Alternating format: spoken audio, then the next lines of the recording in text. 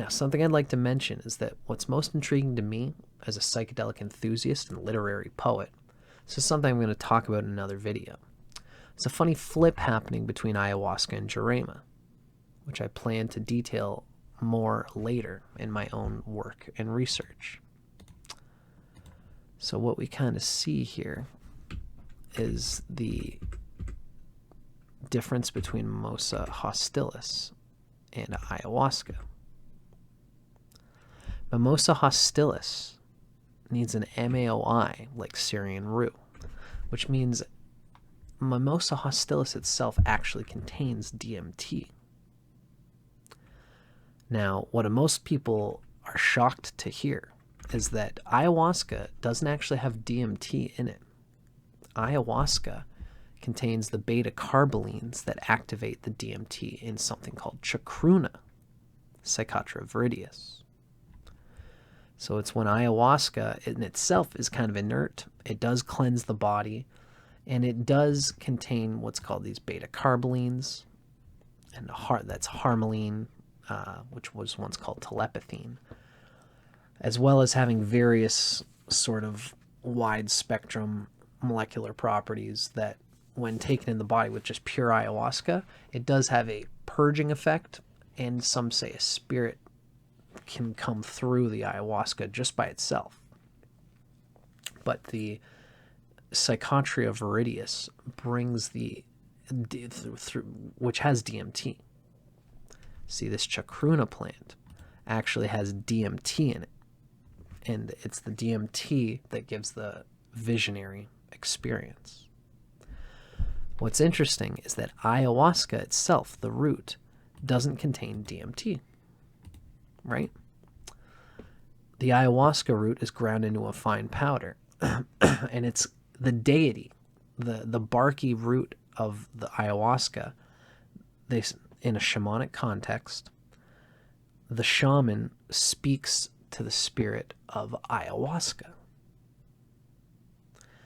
And it's awakened in one's nervous system when it scrubs the bowels and intestines of the digestive tract along with this DMT plant, Psychotria viridis. So that barky spirit of the ayahuasca is the brew which shamans and practitioners intend to commune with ayahuasca. Now, on the contrary, with Jurema is different. Jurema is the Mimosa hostilis. This is the barky root, which is ground into a fine powder, this purple powder, or pulverized. Doesn't need necessarily be a powder, but it's pulverized however you got to do it. It's brewed in a pot, it's brewed into water over a long period of time, and the essence of the plant, the powder, goes into that brew, which is then filtered. You squeeze out all the goods out of the raw bark matter, and then you leave kind of the bark matter behind. The Mimosa hostilis, which is Jurema, that is the spirit, that is the deity that the shamans intend to commune with and speak through. The Mimosa hostilis is the one that contains TMT. And it's activated by an MAOI like Syrian rue. So hopefully you can see the difference here.